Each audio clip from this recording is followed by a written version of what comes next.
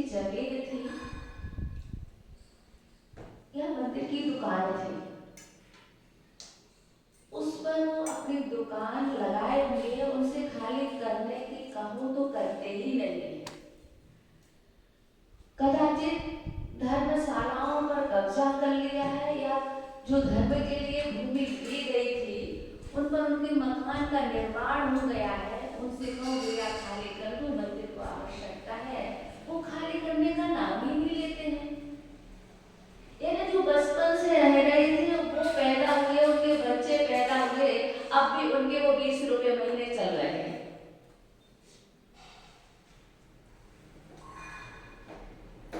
आखिरकार क्या करें? क्या उनको ऐसा करने में पाप नहीं लगता?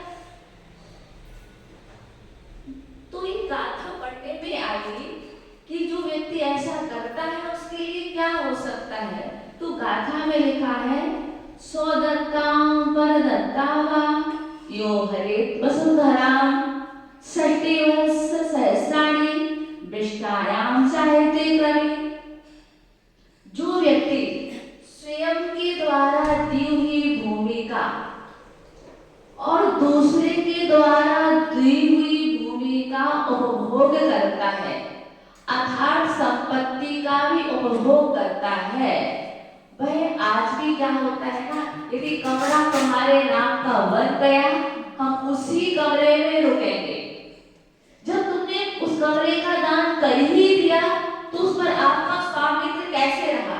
ऐसा व्यक्ति जो सौ के द्वारा दी गई भूमि और पर के द्वारा दी गई भूमि पर स्वयं साम्राज्य जमाता है अथवा उसका उपभोग करता है, उसको भोगता है, तो आचार्य महाराज कह रहे हैं कि षष्टि वर्ष है साड़ी 60 वर्ष तक वह विष्टाम चाहते कवि। विष्टा में 60,000 वर्ष तक क्या होता है?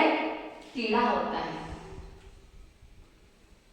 आप समझ सकते हैं कि आपको क्या करना है। तो मैं आपसे यही कहूंगी, जहां के लोग मंदिर की भूमि पर कब्जा किए हैं वो मंदिर को वापस दे दें। जहां पर दुकान खोल रखी है मंदिर की संपत्ति को मंदिर में सौंपे, अन्यथा आप तैयार रहें कि आपके जीवन में इससे नहीं तो अगले जीवन में क्या घटित होने वाला है।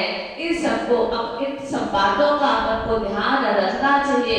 आज तो पता नहीं चलता है, जब कर्म उदय में आता है हंस हंस के हम कर्मों को बांधते हैं और रो रो करके हमें भोगना पड़ता है। इसलिए पूरे भारत भाषियों से हमारा कहना है, जहाँ पर भी मंदिर की भूमि पर कब्जा है या दुकान खोल रखी है अथवा और भी कोई कार्य करते हैं, उन सबको मंदिर के द्रव्य को उपयोग करते हैं तो डबल दे तभी यूज करे, अन्यथा आपको ऋण चुकाना ही पड़ेगा। जय बोलिए।